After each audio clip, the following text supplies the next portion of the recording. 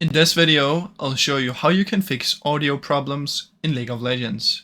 Now you don't actually have to load up the game, you just have to be in the client right here. Then, of course, you want to come here and go to sound and just make sure that you have it even enabled and make sure it's also turned up. Now after that, what you should do is come down here, right click and open up Volume Mixer. In here, make sure you have League of Legends turned up. As you can see, mine was on 0, and for some reason it automatically goes to 0 for some people, so make sure you have it turned up if you want the sound to work.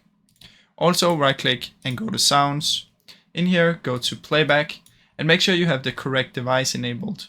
So this is my device, so I put it on default, so press set default to select it, and as you can see you can do it to the others you have as well, but just make sure the correct one is the default one.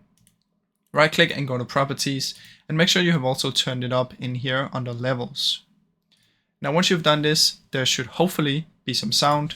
Otherwise you can search for troubleshoot settings, go to additional troubleshooters.